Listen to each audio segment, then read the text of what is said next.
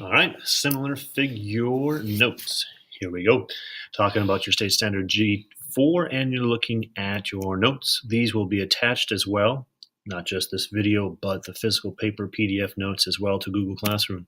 Looking at similar figures, you can see that similar figures have the same shape, but for us, when we're talking about them, they will not have the same size. That's very important. Like yesterday's lab, your assignment, you had to turn in drawings, the same drawing, but one was smaller or one was larger than the original. That's what's going to happen with these similar figures. We're going to have two triangles, but one will be bigger than the other. And the main thing to really catch with with similar figures is that the only thing that's the same are the corresponding angles. They're the only thing congruent.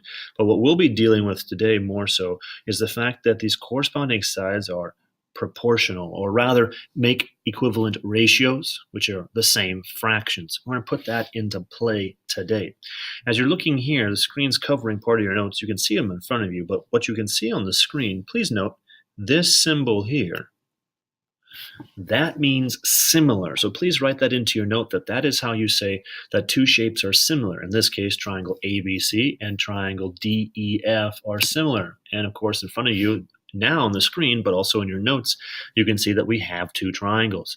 But they are similar. One is just smaller than the other, but they're the same general shape, meaning there's not one with an obtuse or completely different. They've just made one smaller than the other.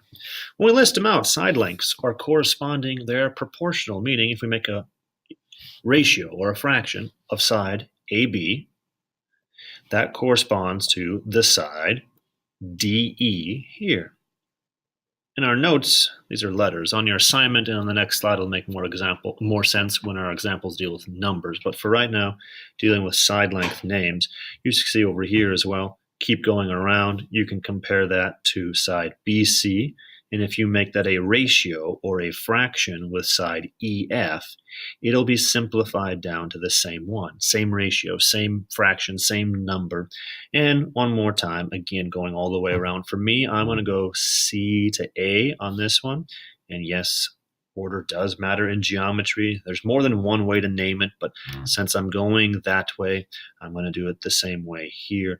And I forgot to mention as I was going along, please note, as I listed this first side here, side AB, that corresponds here on our top with our letter, with our name, AB. Same thing, side DE corresponds to DE here. They're in the same spot.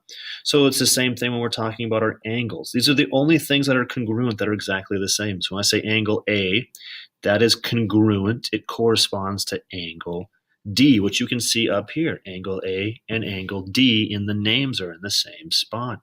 And just listing them all, just so we can see them. You can list them in any order as long as they are all listed correctly with the corresponding.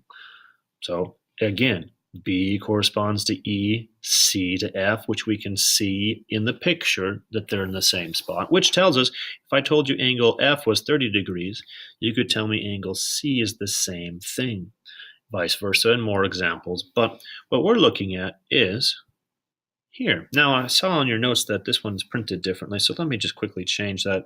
We're going to make sure that I write this one. It doesn't matter how it is, but just so we can see it visually. Sometimes they're not going to do this.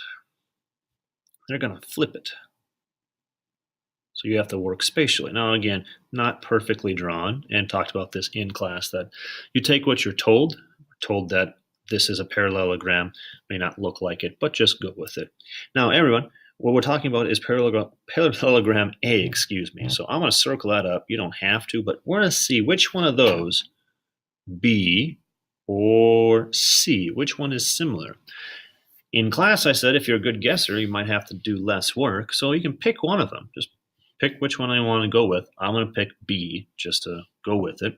So I'm going to compare Parallelogram A to B. Pick a side in Parallelogram A. I'm going to pick 8. Compare that to the corresponding side in Parallelogram B. Notice it's been flipped and rotated, so I have to see that it's actually 4 here. And then again, go back to your original, in this case, Parallelogram A. Pick a different side with a different amount. Don't pick another 8 length side. Pick this one that's got 12.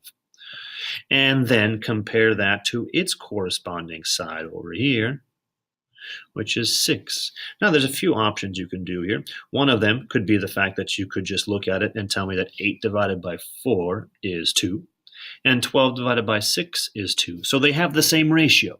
Perfect, that works. Sometimes, though, they give you numbers that don't simplify nicely. They come out to be interesting decimals or weird, things like that. So what we're going to talk about is the cross product. So please draw a line from the 8 to the 6.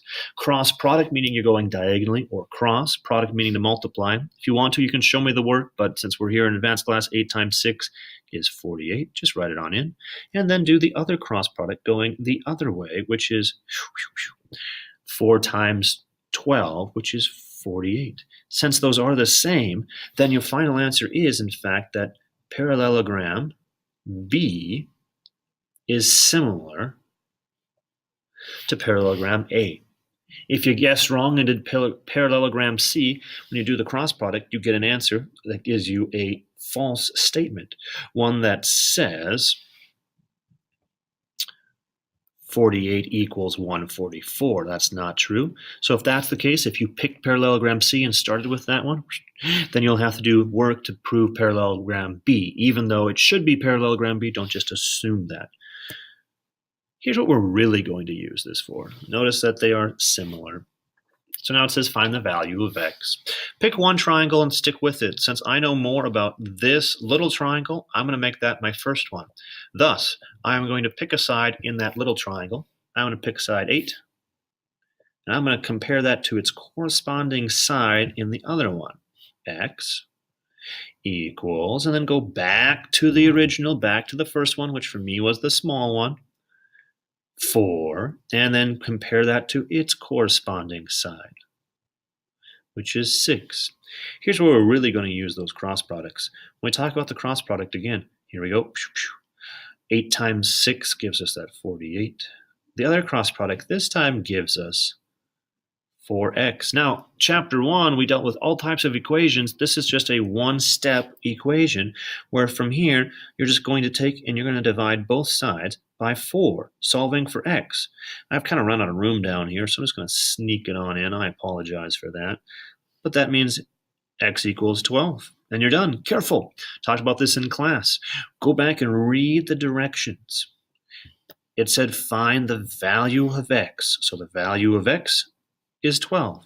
You're done. If it said find the side length, in that case, we need the label. Or if it says find the missing length, it would have to have the label on it. But in this case, just the value. So we move on. Now here's a big old word problem you can see. If it just gave you a word problem like this, now of course you can see in front of your notes that there's pictures drawn. But if you just had a word problem, please feel free to draw out, like we talked about, draw a diagram at the beginning of the year to help you visualize things. But they provided that for us. So now on the screen and in front of you on your notes, you can see it.